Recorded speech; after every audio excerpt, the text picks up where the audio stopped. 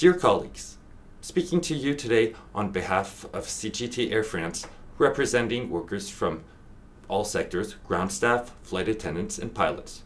We're part of the Air France Inter-Union Committee, grouping 10 unions from all sectors, ground staff, flight attendants, and pilots. We have, as you know, been conducting an industrial action since February 22nd. We have been trying to negotiate with Air France from beginning of February. Our initial demands were for a revaluation of our salaries that have been frozen since 2012, of the increase of the cost of living since 2012, representing 6% based on the governmental figures of inflation. During the very few meetings we had with Air France managers, they refused to negotiate on our 2018 salary reevaluation and tried to lock us into negotiating a pluriannual salary deal for 2018-2021 that no one asked for. That, while we lowered our demand to 5.1%, which was management's estimated inflation rate, as a first gesture of good faith to encourage further negotiation. Management has, from the beginning, refused to negotiate on the basis of our common demands. The quadriannual agreement offered would also have prevented us from being able to negotiate salary increases beyond a cap of 1.6% per year, that roughly represent the forecast inflation for 2019-2021, and offered us a guaranteed raise of 0%. This offer was first of all off the topic we wanted to negotiate it on, which was regaining the lost percentage due to inflation since 2012, and would also have forbid us from obtaining further raises whatever the financial results would be, and would have limited our constitutional right to strike. At this point, the company forced us into a poker game we did not want to play and tried to circumvent the unions, on the pretext that we were not speaking in the name of the employees. Though they organized an illegitimate consultation without any legal value on the 2018-2021 raise package.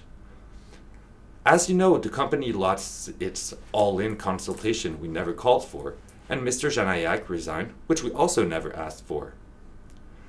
We have been informed of the nomination of an interim non-executive CEO with no real aviation experience, and most critically has no mandate to negotiate on salaries.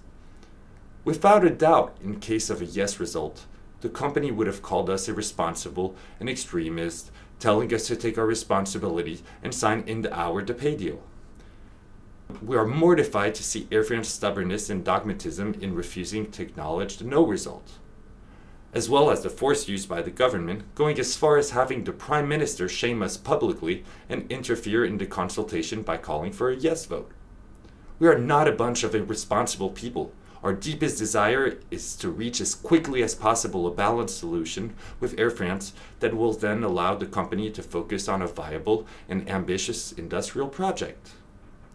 Despite our different cultures, we are as aghast as you must be to have had to reach 15 days of strike, a no vote, and now have management still refusing to sit at the negotiating table to debate on our demands.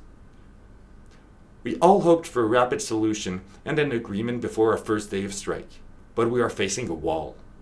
Air France management must now take its responsibility and acknowledge the no vote, and start negotiating immediately for a healthy solution to come out of this ludicrous situation caused by themselves.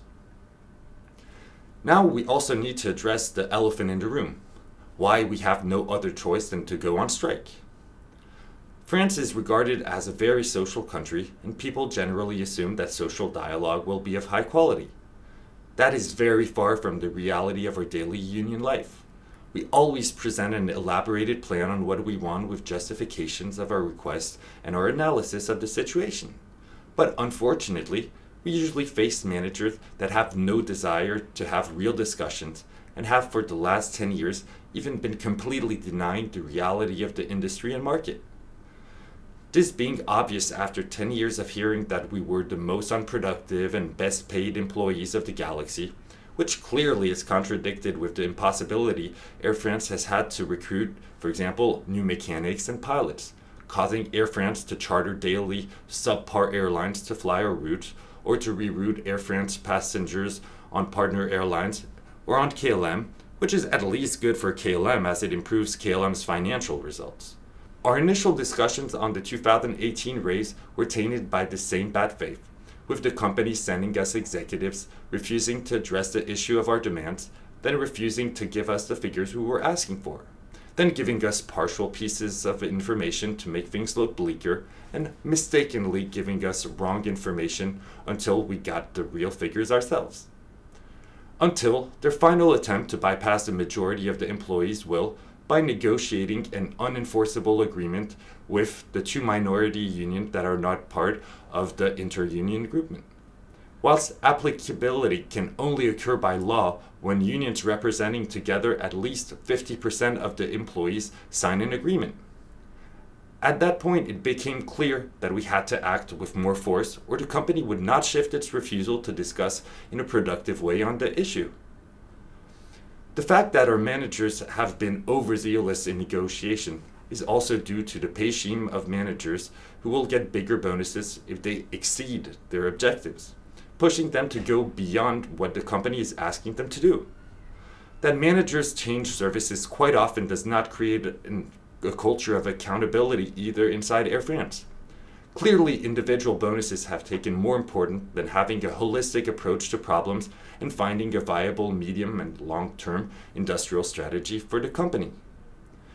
Despite our deep and genuine attachment to Air France, the only thing the company seems to understand is the balance of power. And sadly, they will only acknowledge it when we pull out the nuclear weapon of strike. Even then, the company will try to deny the balance of power by cooking the numbers of staff on strike. Think that 6% of staff were on strike, while 60% of flights were canceled, which is mathematically impossible. This pay-to-see strategy and their dishonesty by presenting false figures of our industrial action is distressing. No employee nor union enjoys being on strike, and in this situation, losing half a month of salary and causing 20 million euro losses per day does not make us happy. But sadly, the company is, as usual, telling us that we are at the end of the negotiating road. So sadly, our only option is to go home with nothing, or to continue to launch nuclear strikes in the form of industrial action. When we see how industrial relations take place in other countries, we actually envy you. It seems abroad, after one day of strike, the company's management will sit at the negotiation table and lock the door until a compromise is reached. Sadly, we only get arrogance. We hope that this will have helped you to understand the disastrous social relations inside France and Air France that force us to go on strike to obtain any social and pay progress. We also hope that this will have allowed you to better understand the issues at stake and the reasons of our discontent. Dear colleagues, thank you for watching us today. Tot ziens.